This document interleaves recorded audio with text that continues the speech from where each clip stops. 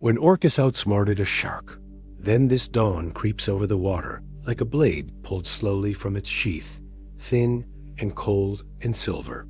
The ocean shifts under it, restless, stretched tight, as if preparing for something the sky hasn't learned about yet. The light hits the swell in short, sharp flashes. Each one feels like a warning. Each one paints the surface in streaks of steel. Far offshore, where the coastline shrinks into a dark bruise, the sea breathes with long, deliberate movements. It lifts. It falls. It folds into itself. And beneath that rolling skin, something else moves. A shadow cuts upward through the half-light. A long, heavy body glides beneath the swell, slow and confident. A great white shark, old, scarred, a ruler of deep canyons and cold currents. Every part of it built for the simple certainty of hunger, the flex of muscle, the sweep of a tail, the sense that nothing out here, in this raw and borderless blue, can touch it.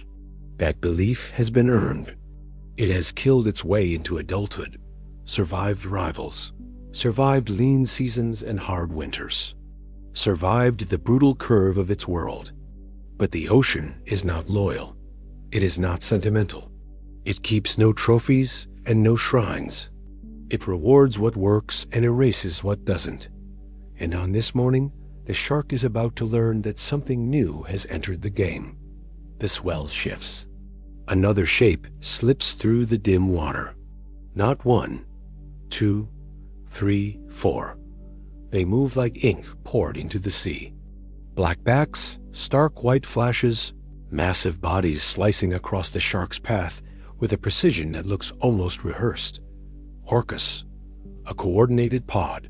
None of them move randomly. None of them hesitate. They fan out with deliberate control, each one taking a position around the shark the way chess pieces slide into formation. The shark senses them. A flicker of unease. It turns slightly, banking toward deeper water, the cold refuge of darker canyons. But the route is cut off before it can commit. One orca angles upward, blocking the descent. Another drifts behind it, matching the shark's speed, the tip of its dorsal fin tracing a slow arc through the gloom. The two remaining orcas close in at the sides, tightening the circle with an ease that feels like mockery. Sharks are not prey animals. Their bodies do not know how to flinch. But even apex predators feel the weight of something worse than threat calculation. A sense that the world around them is being manipulated by something with a plan. Above the water, a small research vessel rocks gently on the early swell. A single cabin light glows. 3 people stand at the rail, breath fogging the morning air. They lean over the side, staring into a patch of water where the surface keeps folding wrong. Ripples break against the hull in shifting concentric rings. Below those rings, the shapes move again. One of the researchers raises a camera, hands shaking, not from cold, from instinct, from the understanding that the ocean is writing a story at their feet, and they are witnessing a chapter no one else has seen this clearly. The orcas accelerate, not with chaos, not with frenzy, with a kind of disciplined violence. They dart across the shark's snout, forcing it to pivot. They sweep behind it, nudging its tail off balance. They dive beneath it, hitting the lower flank with controlled, angled strikes. Every movement pulls the shark a few degrees further from control. Every pass shaves away another fraction of its confidence. But they aren't biting. Not yet. They are turning the shark. Inside the boat, the researcher's voice cracks when he whispers to no one. They're trying to flip it. It's not fear. It's awe. And dread. A shark that sighs if turned upside down will fall into tonic immobility. A suspended state. A paralysis its species never meant to encounter in the wild. A built-in vulnerability that only humans had exploited before. Humans and now something else. The shark thrashes harder, trying to recover its rhythm. Water churns. Foam streaks the surface. The orcas split apart, then converge again from opposite angles. They slam the shark's flank just behind the gills. Not enough to kill, enough to tilt, enough to disorient, enough to shift millions of years of evolution by 15 degrees. The shark falters. The lead orca dives deep. The others rise, pushing the shark sideways, shifting its center of gravity with the kind of effortless force that makes the human witnesses feel suddenly breakable. The shark's white belly flashes upward for the first time, exposed to the rising light.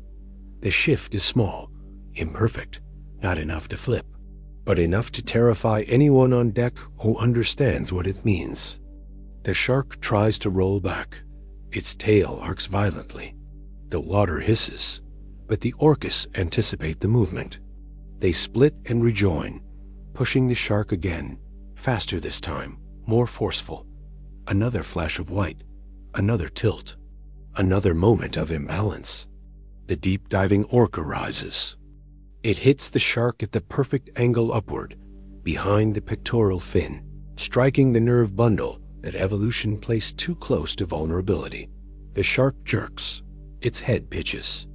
The sea around it erupts in a burst of bubbles. For one long second, everything hangs in an uncanny stillness. Then the shark flips, belly exposed, jaws slack, eyes rolling. Tonic immobility. The moment the orcas have engineered with a kind of intelligence that feels almost uncomfortable to watch. On deck, the trio of researchers fall silent. One lowers the camera as if afraid the sound might break whatever primal ritual is unfolding beneath them. The other two brace themselves, hands gripping the rail, hearts pounding with the cold realization that they are standing above predators who have just rewritten the rules. The orcas close in. They do not rush. They do not celebrate. They move with the eerie calm of surgeons who have rehearsed this procedure 1,000 times. The shark hangs motionless beneath them, completely still in a world where stillness means death. The largest orca nudges its snout beneath the shark's flank, positioning. It opens its jaws, teeth glinting faintly in the morning light, filtering through the water. It bites once, not to shred, not to feed, to extract. A single wound, perfectly placed, perfectly measured. When the orca pulls away, the water clouds with a slow, blooming red. The shark jerks a final time, then falls still. Its liver, rich and heavy and full of fat, slips free into the orca's waiting jaws as if the sea itself has surrendered it. Above, the boat rocks gently. Below, the orcas eat. Not the whole shark, just the part they came for. A single organ, perfectly targeted, surgically removed. They finish quickly, efficiently, without noise. Then one by one they leave. The water settles. The foam dissipates. The blood thins into the endless blue. The shark's body drifts downward toward a quiet place on the seafloor. Everything seems over. But it isn't, because what happens next will change not just the sharks that haunt this coastline, but the humans who think they understand which predators to fear. And this calculated hunt, this terrifying display of intelligence, is only the beginning. The ocean feels different in the days after a great white falls. The water carries a kind of emptiness, subtle but real, the way a forest feels different after the last wolf has vanished. It is not silence. It is vacancy. A missing pressure, a missing threat. And in the absence of that familiar shadow, other shadows begin to stretch. The research team notices it first, not through sightings, but through the lack of them. The sharks that once patrolled these reefs with military precision no longer appear on the monitor screens. The acoustic tags the team has tracked for years fall silent one by one. Not because the sharks are dead, because they have fled. Sharks do not hold territory. They roam, but they also do not abandon feeding grounds unless something bigger forces them out, something smarter, something capable of rewriting the hierarchy. The orcas, they return 3 days after the kill. Not hunting, not feeding, moving through the reef like a patrol checking previous work. The pod glides along the rocky outcrop, weaving between kelp columns, scanning the terrain with clicks so faint the human ear cannot catch them.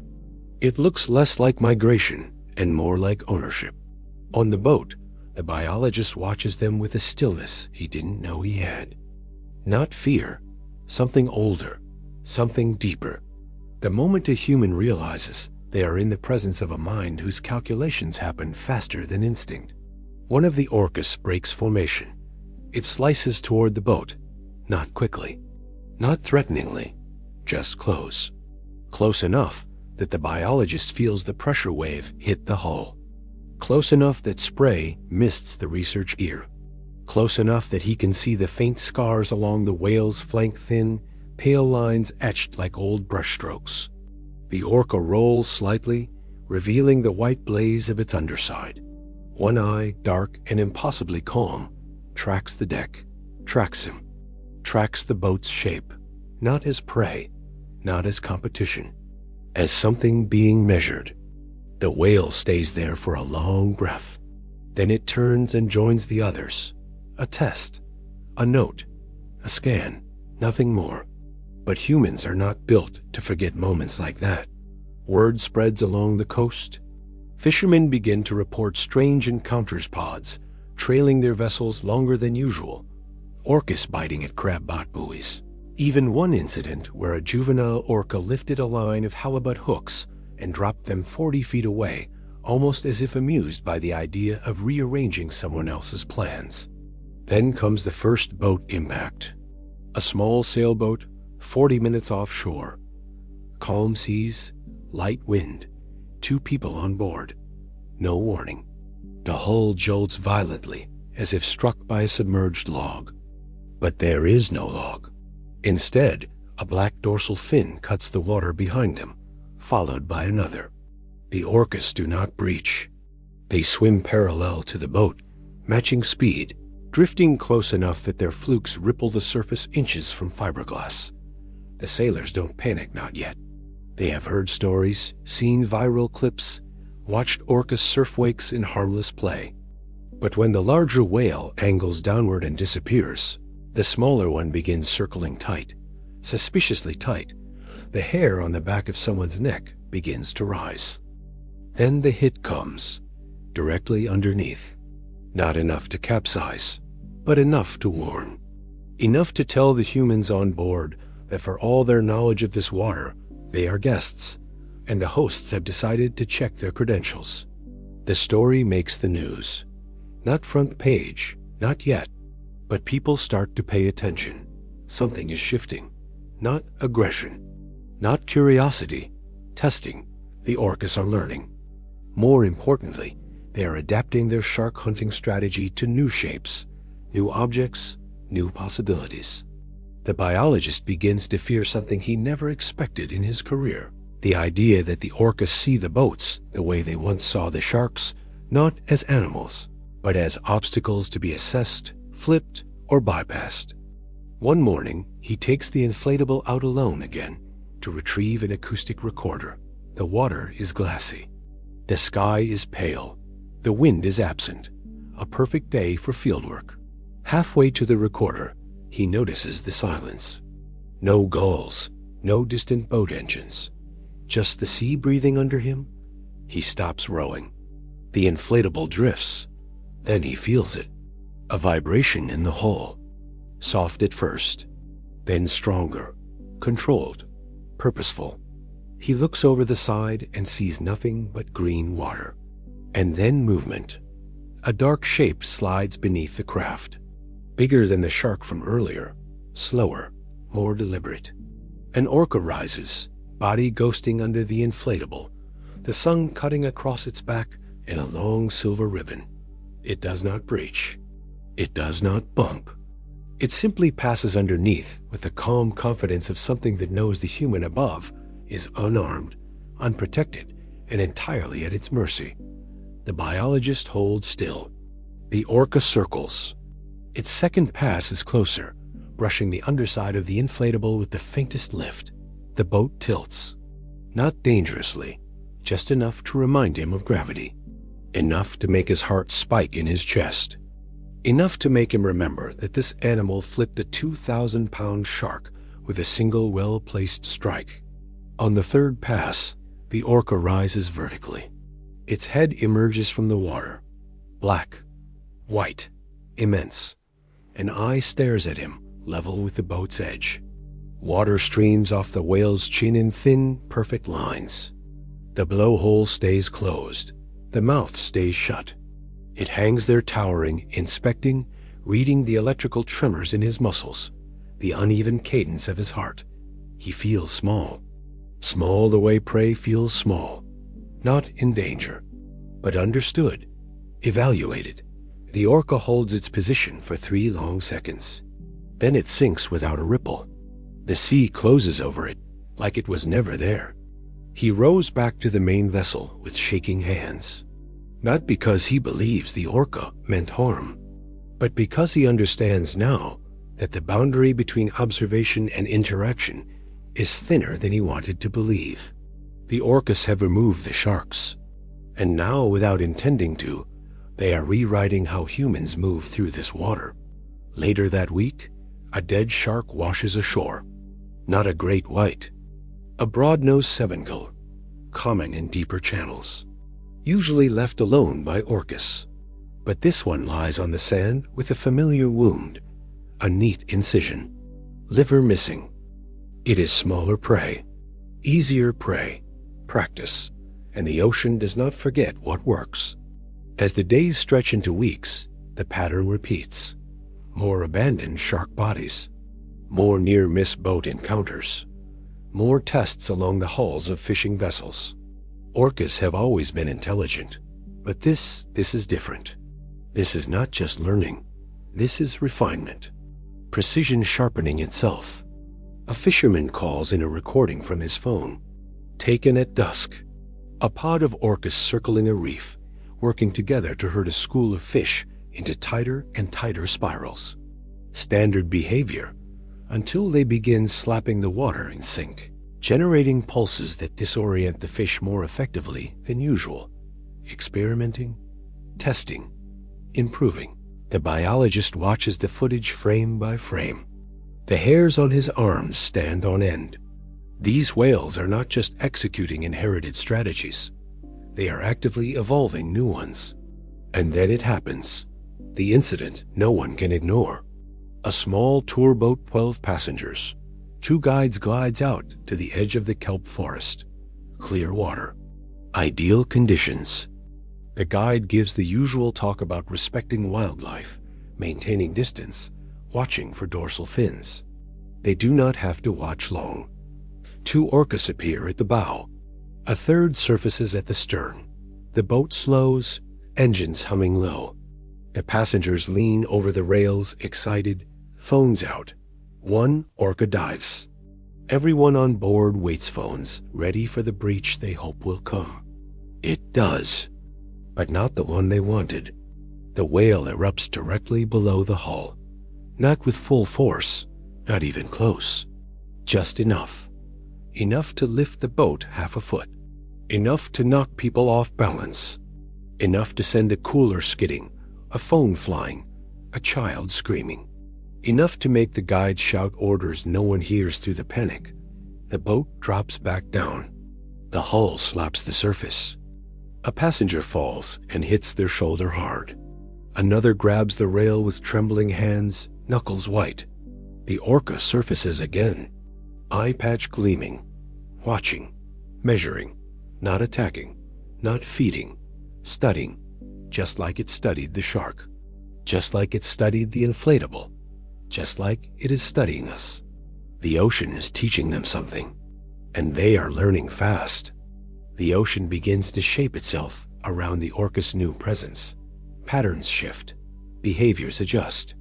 And the humans who make a living on this water, researchers, fishermen, tour captains, feel the tension tightening like a cable pulled between tides.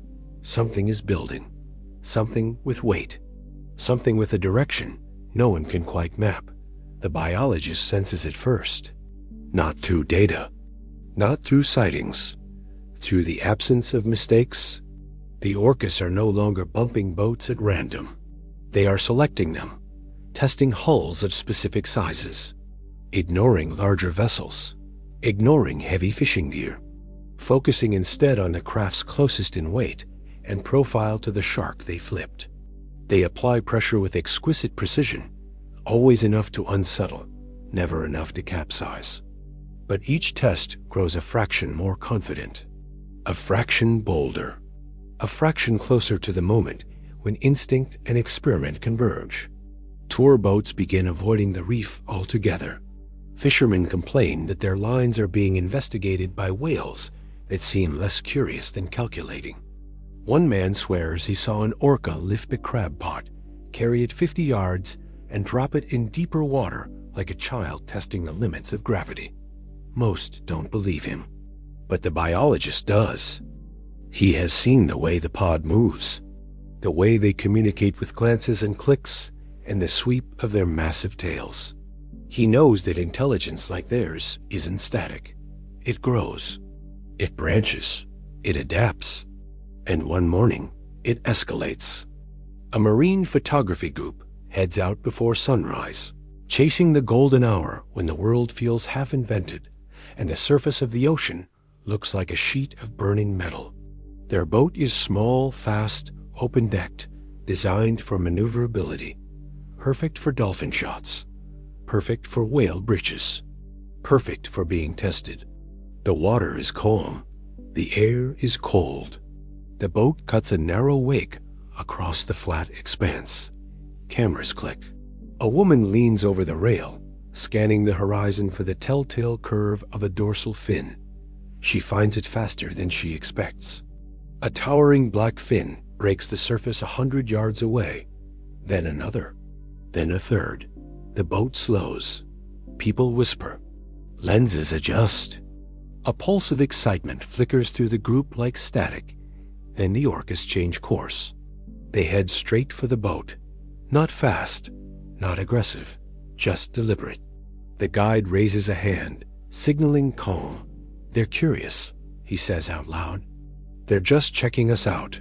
His voice carries confidence he doesn't fully feel. The Orcas fan out, one at the bow, one at the stern, one gliding just beneath the starboard side. Their movements are smooth, controlled, sculpted from something deeper than simple curiosity. The woman with the camera leans further, adjusting her shot. Then everything tilts. The orca beneath the hull presses upward gently, almost tenderly. The boat lifts on one side, rising just enough for gravity to hiccup. A bag slides. Someone loses footing. A drink tumbles across the deck. The guide calls out, louder now, but the ocean swallows his voice.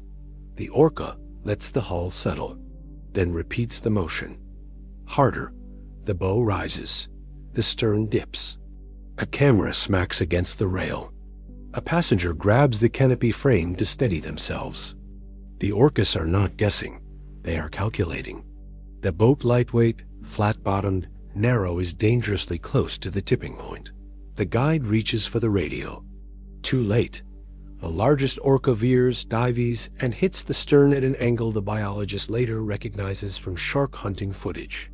A blow designed not to kill, but to turn. The boat pivots sharply to port. A photographer falls against the rail and nearly goes overboard. Panic erupts. Someone screams to gun the engine. Someone else shouts to sit still. Fear electrifies the air in a way that snaps every nerve awake. The orca surfaces beside the boat, eye exposed, watching, interpreting every movement, every shout, every tremble in the hull. Then, as if satisfied with the result, the pod slips away, disappearing beneath the flat plane of the sea like ghosts dispersing into fog. The passengers are shaking. The guide is pale.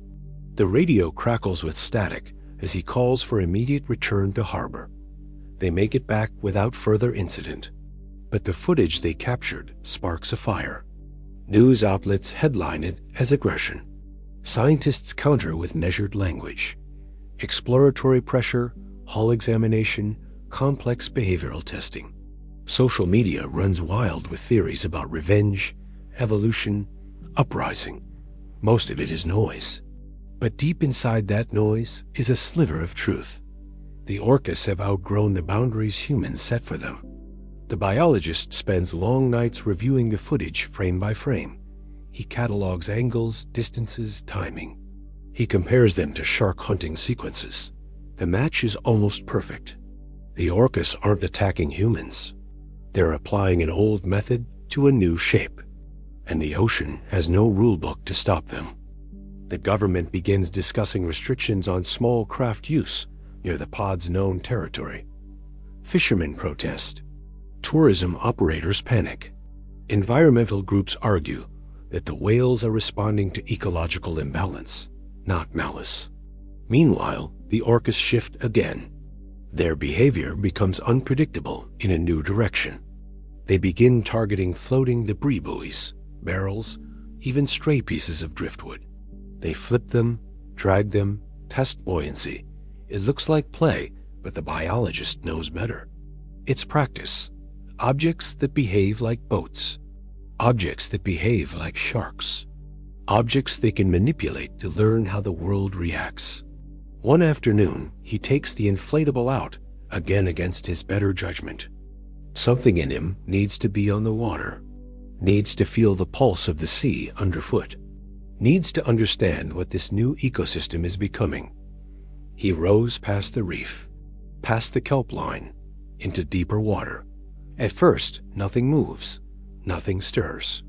The ocean feels unnervingly empty. Then he sees it, a shape rising. A dorsal fin so tall, it cuts the horizon into two perfect halves. The orca surfaces, blowing a plume of mist. Then another appears behind it, then a third. The entire pod forms a half circle around the inflatable, not close enough to touch, but close enough to surround.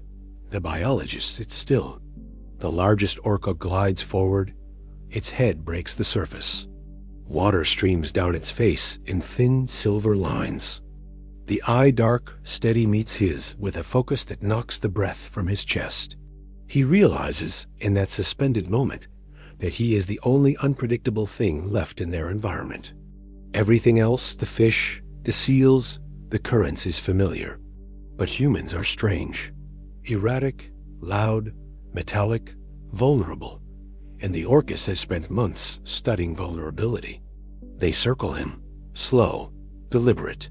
One bumps the underside of the inflatable, not hard, but with unmistakable intention. The boat rocks. He grips the rope handles until his knuckles ache. Another orca rises beside him, close enough that he can see the faint scratch marks along its skin. It tilts, displaying its pale underside, inviting him to understand that this moment is not aggression. It is evaluation. They are deciding something. He doesn't breathe. He doesn't look away. The pod closes in. The water hums with pressure. Not force, potential. A massive intelligence coiling itself around him like a riddle waiting to be solved. And then, just as his pulse reaches a frantic rhythm, everything stops. The orcas turn away, all at once, as if a silent signal passed through them. They dive, disappearing into the dark below. The water settles. The inflatable drifts. The biologist exhales, shaking, hollow, changed. He rows back to the main ship with the understanding that something in the pod has shifted again, but not against him. Around him, past him, beyond him. The orcas have mastered the shark. They have tested the boats. And now they are moving on. The next week brings confirmation. A massive offshore swell rolls toward the coast. Surfers flock to the break. The waves stack beautifully, clean and powerful, the kind that pull people into religion. Boards cut through glassy water. Bodies drop into perfect barrels. Cheers echo across the lineup. Until someone sees a fin. At first, panic. Shark. But it's not. It's an orca. Then another. Then a third. Surfers scramble to paddle out of the way, expecting aggression, expecting the worst. But the orcas don't charge. They swim alongside the waves, matching speed slipping under boards and rising behind them. They ride the swell like shadows, silent, controlled, watching humans balance above them in a dance older than land. The surfers freeze in the water, hearts hammering, unsure whether to wait or flee. But the orcas keep moving. They roll, they glide, they surf, and then they leave the lineup as quietly as they entered. No bumps, no tests, no harm, just motion, just observation, just possibility. That night, the biologist sits alone on the deck of the research vessel. The sea is calm. Stars scatter across the surface in trembling reflections. Every wave whisper feels like a secret. He knows what the world will say, that the orcas are dangerous, that they are unpredictable, that they are learning too quickly, that humans need protection. But he also knows something else, something harder, something truer. These whales have begun exploring their intelligence in directions we don't understand. Not because they hate us, not because they want dominance, but because the ocean is changing, and they are adapting to survive. They are writing a new chapter of their species, and we are standing in the margins, trying to guess the ending. A chill wind passes across the deck. He closes his notebook. He looks out at the dark swell, wondering what it feels like to live in a world where every shift in current, every echo, every shadow might be the start of a new idea. He whispers into the night, not expecting an answer. Please don't let us be the next mistake. The ocean absorbs the words without comment. But somewhere out there, an orca breaks the surface, listening, watching, deciding how the story will unfold next. If this tale made you breathe differently, if it pulled you into the cold deep, if it made you see intelligence in the water that feels older than human memory, subscribe and hit like. Stories like this are still unfolding, silent and unseen, just beyond the horizon. Share this with someone who thinks they understand the ocean. Because when orcas outsmart a shark, that's only the beginning. It's what happens after that changes everything. The ocean rarely repeats itself, but it loves a pattern. Days fold into each other with new details built on old rhythms. The pod holds the reef the way a good story holds a room patient at first, then unignorable. People begin to talk about them like weather. Did you hear the whales were thick outside the point? Did you hear they pushed a charter around like a toy? Did you hear the sharks moved south? Everyone says it the same way. Half gossip, half prayer. Harbor talk lurches into policy.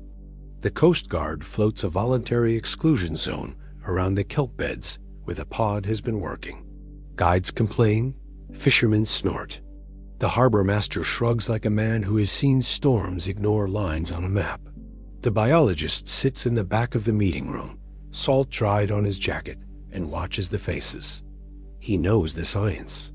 He also knows fear when it hides under jokes. The sea goes gray for a week, low cloud, flat light, the kind of weather that makes you feel like the world is holding its breath. Boats still go out. Work doesn't stop because the sky won't cooperate. On Tuesday, a small commercial skiff noses beyond the headland to check crab pots, 2 on board. Friends since high school.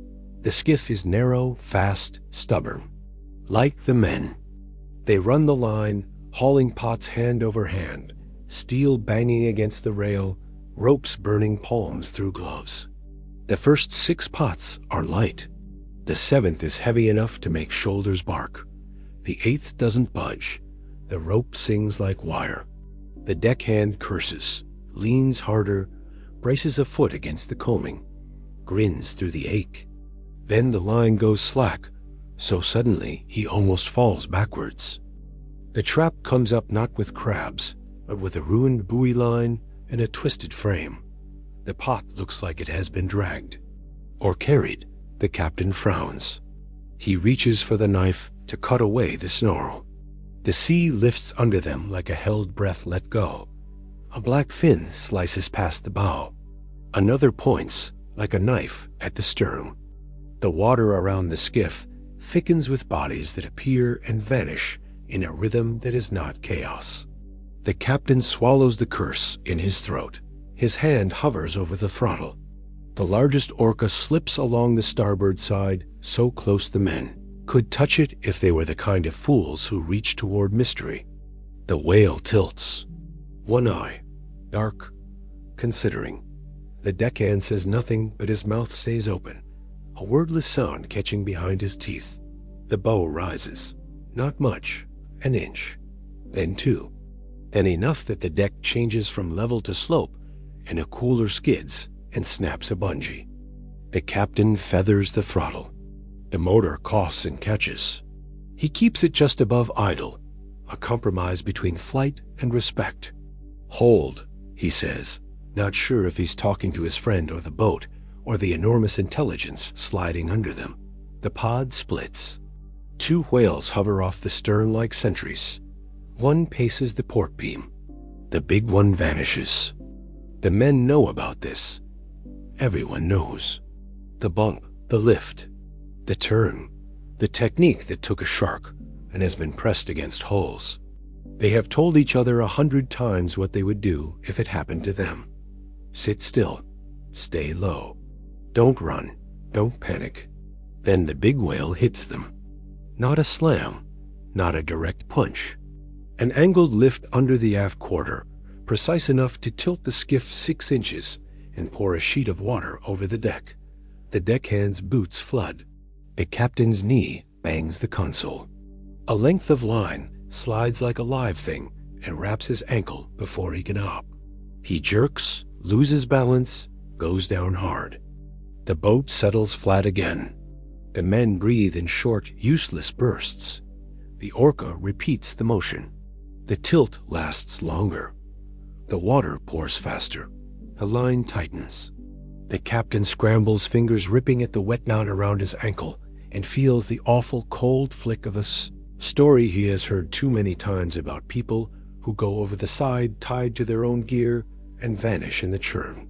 He wrenches free skin and rope and something else he doesn't look at. The whale sinks. The sea goes level. The pod drifts in a slow arc, resetting pieces on a board only they can see. The deckhand snaps the knife from its sheath and slices the fouled line. The cut rope slaps the water and vanishes.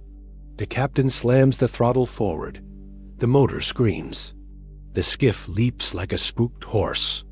For 3 seconds, the whales match their speed without effort. Then they peel away, slipping under the surface in perfect silence, leaving 2 men gasping on a deck that smells like diesel and salt and the hot copper wire of adrenaline. They make it to harbor. They don't tell the story well. Their voices stumble over the part where the ocean picked up their boat like it was a joke. They leave out the part about the rope around the ankle. The harbor bar absorbs their words and gives back a heavy quiet. Someone says the whales didn't mean it. Someone else says whales don't mean anything the way we mean things. The biologist says nothing at all. He sits with their story and with the other stories, and with the one he is afraid to say out loud, that the Orcas are not escalating toward attack, but toward mastery. That this is not malice. This is competence finding its next target. The week breaks open with wind. A front swings through and shakes the harbor like a dog with a toy. Boats slam moorings. Flags snap. The surf behind the headland goes from organized lines to stacked chaos. The research vessel takes green water over the bow and rides it like a thing built for punishment. The biologist and his crew anchor outside the kelp bed to protect the line of acoustic recorders that always breaks in bad weather. He hates doing this in a blow, but if they don't, weeks of data will tear free and vanish. They work fast, hands numb, faces raw. The ocean moves like a living argument. In the roar and spray, he doesn't see the dorsal fins until they are almost on top of them. They arrive like shadows pulled up by the storm itself. 3, 4, 5, the big male first. Then the females. Then a juvenile whose enthusiasm reads as bright pulses in the way It chases the leading edge of the swells. The pod is electric, not agitated, alive. They surf the backs of steep, wind-bitten waves with a control that makes the crew's stomachs drop. The biologist grips the rail and feels something past fear, past respect, an almost religious recognition of a life form being exactly itself in the conditions that make it most dangerous and most beautiful. The big male cuts across their bow so close the boat's nose buries into his wake and slams water down the deck. Crew curse. The juvenile flips on its side, white blazing against the stormlight, and rides the trough beside them like a dare. Then the sea lifts more violently than before, and the stern swings out, and an anchor line snaps with a sound like a gunshot. The boat slides sideways. The remaining anchor line yawns tight. The bow points the wrong way. The deck tilts. A cooler skids. A toolbox slams open. Wrenches spill like dull silver fish. A crewman goes to his knees with a sound ripped out of him by surprise and gravity. The pod doesn't hit them. It shapes the water around them. The big male cuts across the stern. The wake he throws collides with the boat's own slipstream and builds a cross-chop that would take a human mathematician to model and takes the whale a flick of a fluke to create. The boat bucks. The last anchor line groans so hard, the biologist tastes metal. He sees with hideous clarity how a little more force in exactly the wrong place would roll them. He hears himself shout orders he didn't plan. Cut the line. Ride the bow into the swell. Power now. Now they do not die. Not because of skill, because the ocean allows them a margin. The pod drops away as fast as it appeared. The juvenile lingers, turns one curious, glittering eye, and vanishes into the sideways rain. The crew mend themselves in snatched breaths and obscenities. The biologist stares at the place where the whales were and understands that he has been measured and left alive on purpose. That night the storm blows itself empty. The sky goes so clear, it looks newly made. The town sleeps badly. The men from the skiff dream of rope and tilting decks. The biologist dreams of a black eye the size of a fist filling his world.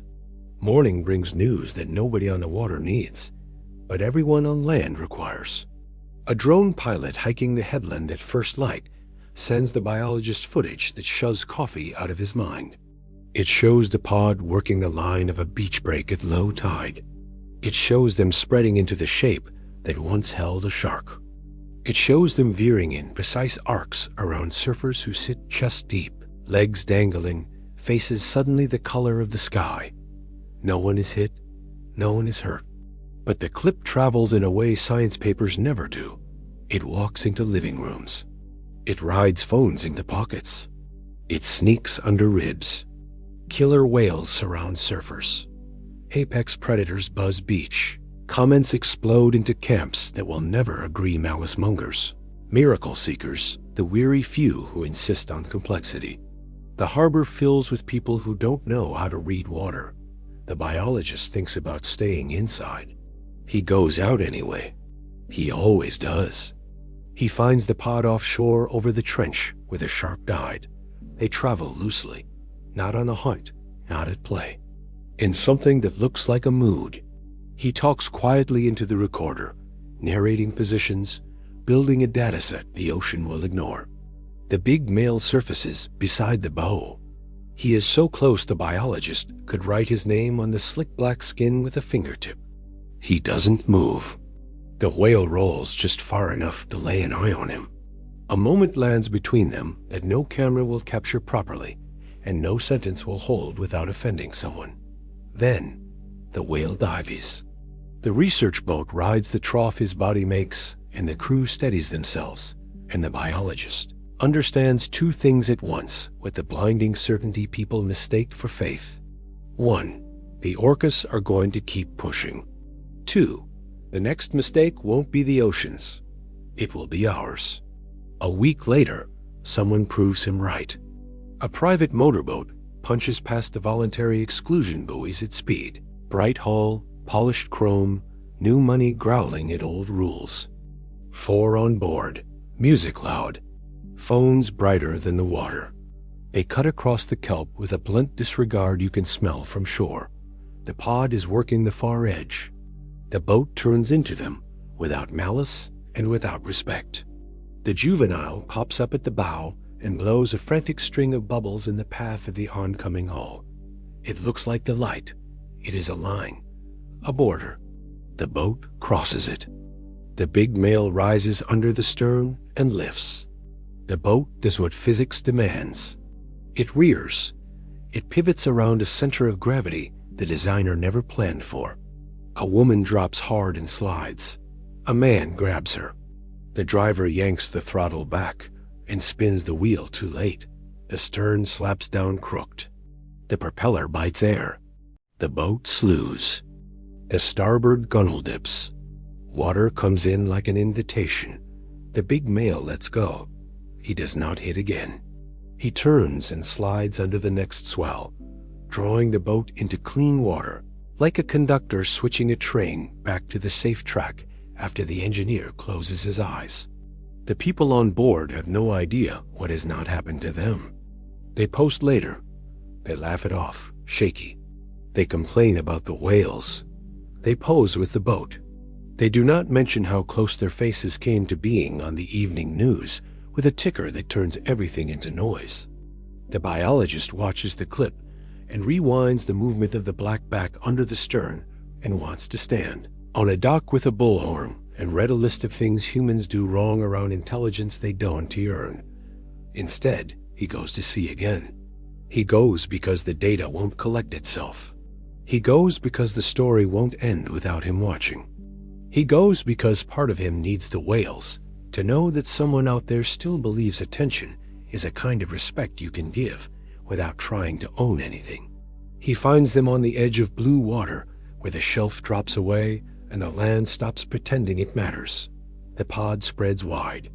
The juvenile sleeps on the surface, lifted and lowered by the breath of the sea. The big male patrols the perimeter like a thought that won't let go. The biologist cuts the engine. The boat drifts. He hears the ocean's actual voice for the first time in weeks, without radio, without wind, just water against hull, and the faint hiss that comes from a living planet turning under stars. He says, to the air and to the sea and to himself, "We will do better." No one answers. The water moves. The whales breathe. The sun tilts and lays a line of light toward land. In the weeks that follow, the pod turns their attention outward, farther out, past the headland, past the reef, past the place where boats go because they think they own this view. The biologist watches them range wider and wonders if intelligence, once sharpened, needs more room or simply finds it. The sharks return like ghosts, cautious and hungry. Not the old queens, smaller animals, explorers. They skirt the edges of the places where the big kills happen. They test shadows. They move with the body language of thieves. The whales do not bother them, not at first. They let them swim the margins like tolerated trespassers. The balance feels, for a brief run of days, like something close to peace. The town loosens. The harbor exhales. The surfers get back in the water and remember how to pretend they are not meat over a dark cathedral full of teeth. Then a dead shark washes onto the sand at the far end of the bay, small, young, liver missing neatly. A message, or a habit, or just a cheap calorie count from predators who have learned an efficient trick. The photo runs next to a picture of a toddler with a stuffed orca and a soft smile, and the internet loses its mind again. The biologist steps out of the flood of takes and goes to the water. He stands on a granite ledge and lets spray hit his face and thinks about all the nouns we try to strap onto. Animals to make ourselves feel like better authors. Hero, villain, genius, monster. He drops them one by one, and what's left is a verb. Change. The whales change. The sharks change. The sea changes. The humans, if they are honest, change slowest and least, clinging to whatever story makes rent easier and sleep possible. He remembers the moment the big eye looked into him and decided not to flip the world. He thinks about grace as a biological behavior and about how many times we mistake it for love. He thinks about the next kid who will buy a ticket to ride a boat into a place where minds bigger than ours have a plan for pressure and angles, and he hopes the adults on board treat that water like church. Days stack. The pod is seen less near town and more near the far blue. They are working edges now. Edges of canyons. Edges of weather. Edges of what the biologist can follow in a boat built for finances, not faith. The sharks creep back into lanes they used to own openly. The surfers check the line for fins with reverent humor again.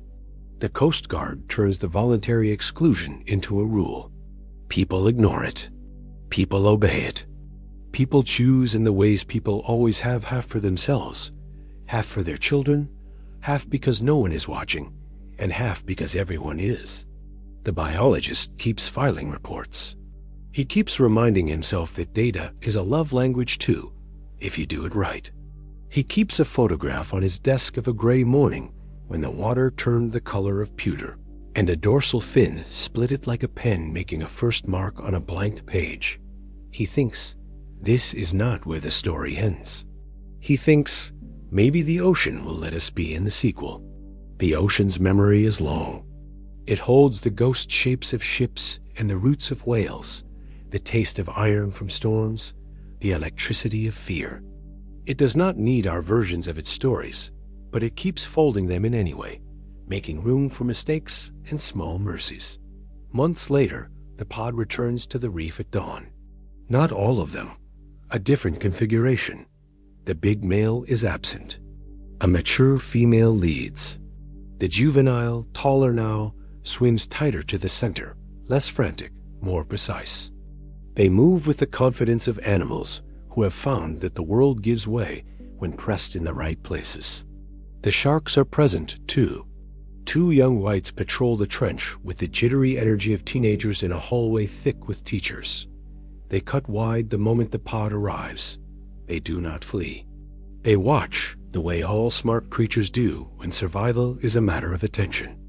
The female takes the lead line across the reef and turns on a nickel in water thick with surge.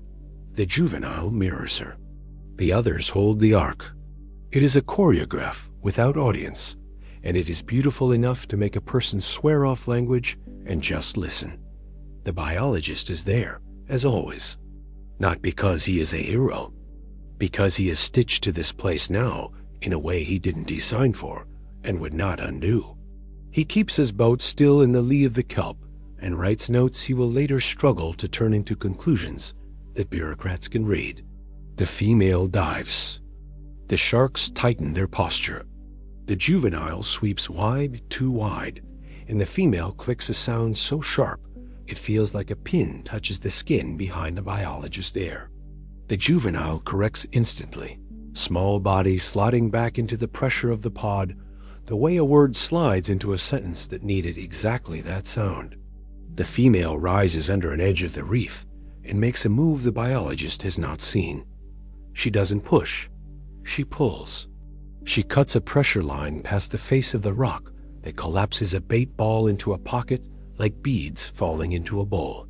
The pod eats with the efficient joy of work done well. On the edge of the trench, one of the sharks makes a decision. It turns toward the kelp, away from the whales, into a lane the pod will cross if it continues its sweep. The biologist feels the trumpeting ache of déjà vu, the moment in every horror film where someone opens a door and we all want to warn them. But this is not a horror film.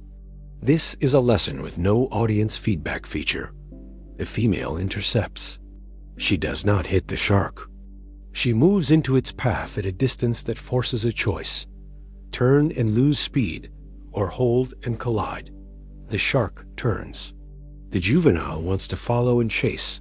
You can see it in the spring the young body can't quite hide, but the female makes that needle sound again, and the whole pod relaxes the chase reaction you would find in a different species into a glide.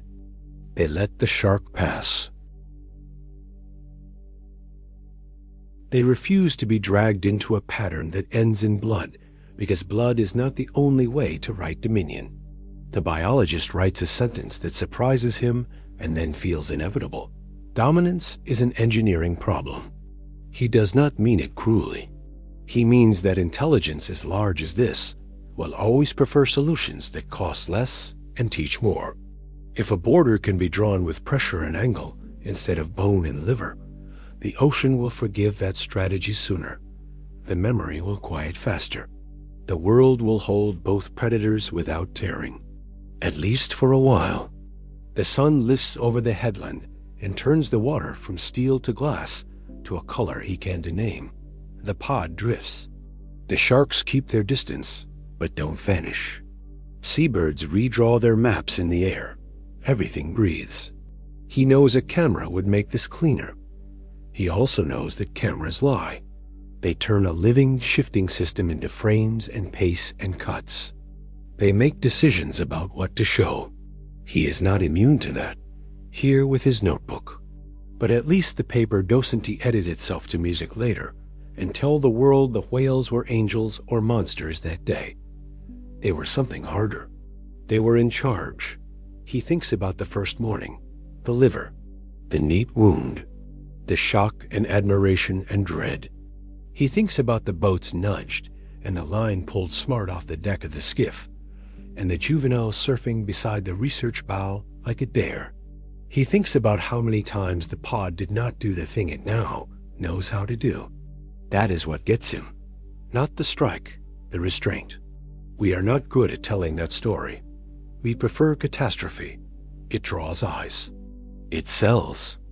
It absolves us of doing the subtle work of changing our habits. It lets us pretend that the only way out of a bad pattern is to be scared out of it by disaster. He closes the notebook and lets the wind tear a page almost free before he saves it with a thumb. He will go back to the harbor and argue for the exclusion zone again. He will talk to guides about approaching from the side instead of the bow, about cutting engines early, about reading water the way people used to read the sky. He will make his case, not because the whales deserve reverence, but because intelligence does. And because we are lucky, they have shown us where the edges are before those edges turn sharp. By noon, the pod is gone. By evening, the sharks slide closer to the reef than they have in weeks, testing their shadows against the kelp. The harbor lights come on. The town hums. A family eats dinner and says grace. A boat engine coughs and quits, and someone swears and laughs and tries again. The biologist stands on the dock and breathes salt and diesel and the faint sweetness of bait thawing, and thinks about how ordinary this all is. How miraculous. How precarious. Years from now, someone will find this set of notes in a university archive and read them out of order and make a graph and a point. It will be correct and insufficient. The ocean will have moved on. The whales will have taught their calves 3 new tricks and retired a 4th. The sharks will have shifted north or south with the fish. The town will have new paint and the same arguments. But tonight he is here, and the water is here, and the line between knowing and guessing feels briefly clear. He can see the shape of the next right thing. Leave room. That is all. That is everything. Leave room for minds that are not yours. Leave room for fear that teaches instead of paralyzes. Leave room for predators to do their jobs without being made into toys or devils. Leave room for the possibility that the ocean is smarter than any of our plans and kinder. 2. In the long arithmetic, we never get to see all the way to the end. When the Orcas outsmarted a shark, the important thing was not the neat hole, or the missing liver, or the empty, stunned world the sharks left behind for a few weeks. It was the echo. The way other things changed to meet a new fact. The way the whales looked at boats and decided they were problems to solve instead of props to avoid. The way we learned, if we were paying attention, that the apex of a food web is not a throne. It's a seat at a table that keeps being rearranged. If any of this stayed with you, if you felt dawn on your face and cold in your hands, and the weight of a gaze you could not translate. Subscribe. Help this story outrun the clips that turn everything simple. Hit like so. Platforms send it to someone who needs the reminder that the ocean is not a screensaver. Share it with a friend who thinks intelligence is a human monopoly. Tell them about the day the whales used math on a shark and then used mercy on a boat. And when you get close to the real water again, slow down. You are entering someone else's laboratory. Act like you were invited. Leave room. Winter presses its thumb into the coast, and the colors drain to clean lines, slate water, iron sky, black rock. The crowds thin. The harbor takes on the honest look of a working town again. Morning belongs to people who are always there. The biologist buys coffee from a cart whose owner has stopped asking if he wants sugar. He stands where the dock boards run slick and dark and reads the water like some people read scripture. At night, the ocean wears its other face. Swell whispers. Wind writes in cursive across the bay. Sometimes, when the tide is right and the dark is deep, the surface goes to stars. Bioluminescence wakes under pressure and lights the path of anything that moves. Anchovies turn to constellations. Seals carry comets on their whiskers. A pelican lands like a burning signature. He goes out once on one of those nights because he cannot help himself. The research boat glides, engines off, all metal and intention made small by light. Each stroke of the oars sketches a blue-white line. Each drip off the blade falls like a note from a piano you didn't know could play itself. He does not expect the whales.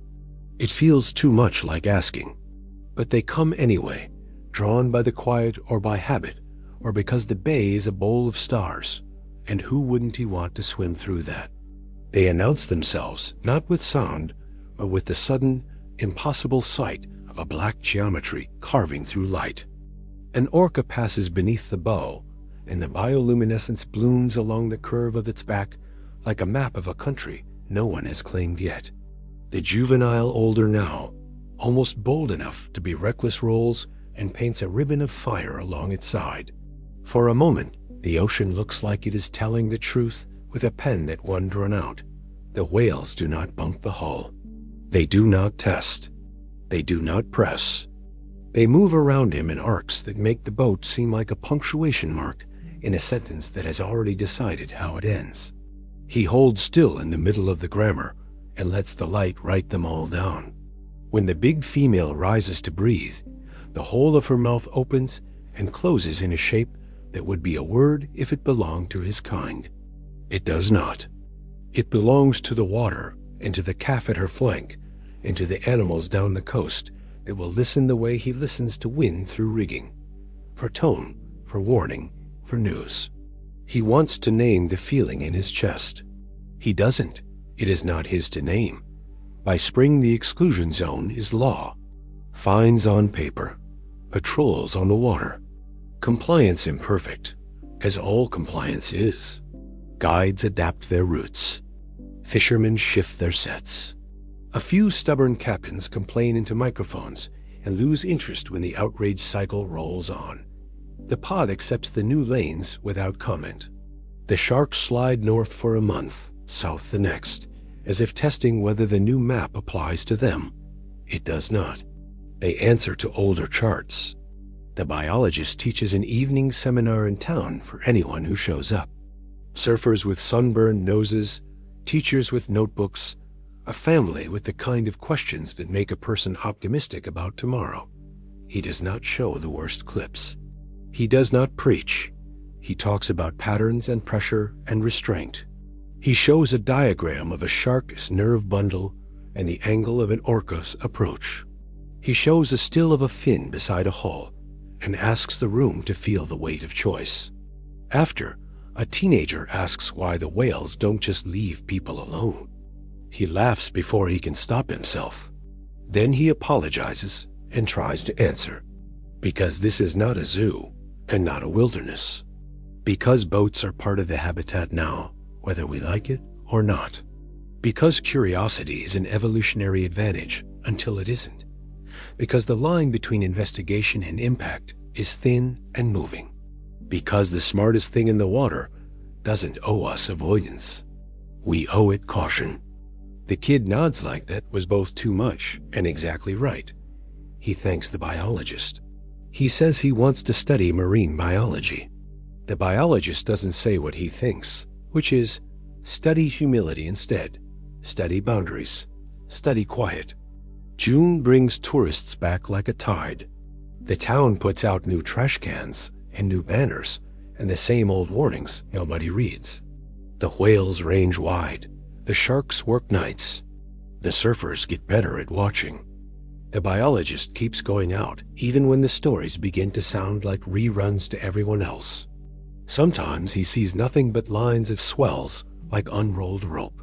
Sometimes the ocean gives him a miracle that looks like ordinary life lived perfectly, a seal asleep in a weed bed, a cormorant, drying its wings on a rock older than the language for rock. A sun that remembers how to be kind. Once, in late summer, the pod returns in a mood that feels like celebration, not play, not work. A third option he does not have words for. They move up the coast as the sun slides into haze and cut the water so clean the reflections don't have time to shatter. The juvenile no, not juvenile anymore. He has to update his own nouns, paces the bow, and leaves the boat alone. The female passes, and he feels on his face the soft thrum of sound meant for someone else. He thinks about how close everything came to turning nastier in that gray week when the skiff nearly flipped and the storm laid lines across the harbor, and the private boat shoved itself into a lesson it did not earn. He thinks about the degree to which luck masquerades as wisdom. He thinks about the pressure of a culture that wants a blow-up or a hug and has no patience for a line that says, "Leave room." He says it at the end of every talk now, not because he thinks people will remember, but because he wants the sentence in the air. Leave room when you drive a boat. Leave room when you anchor near kelp. Leave room in your imagination for animals that are not you. Leave room in your anger for the possibility that not everything you fear is coming for you. Leave room in your joy for the kind of awe that doesn't demand an autograph. The ocean will take the room back if you don't give it. On a clear day in September, the biologist stands on the cliff where the headland lifts into the shape of a knuckle and watches fog blow in from the outer edge. The line between blue and white is so sharp it hurts. He can't see the whales. He can feel them. Not mystically, mechanically. The waves move wrong in one place, right in another. Birds change their minds and turn. A pattern emerges like a photograph in a tray of developer. He smiles like a man reading a joke the planet told only him. He walks back down to the harbor with the stride of someone who has decided where to put the next small weight on the right side of the scale. He files the permits. He calls the captain who used to argue and now humors him. He stands in front of a room and asks a town to agree to be kind on purpose. At night he dreams of a white belly and a black eye and a line of light drawn across the sea by a body moving through stars. He wakes up grateful and afraid and human. When orcas outsmart a shark, the ocean doesn't clap. It shifts. It looks at everything else and asks, "Now what?" If you listened closely, you might hear the answer in the way the harbor sounds at dawn. Engines starting softer, radios quieter. People who used to narrate everything looking out and shutting up for a second. It is not a revolution. It is a change in temperature. If this story felt like cold water on your face, in a good way, subscribe. Hit like so it finds the people who still think hierarchy is a ladder you can climb out here. Share it with someone who needs to know that intelligence and restraint can live in the same body, in the same bay, on the same morning. And when you finally make it to the edge of the real ocean, stand there for a minute and practice the oldest skill we have mostly forgotten. Watch, then leave room.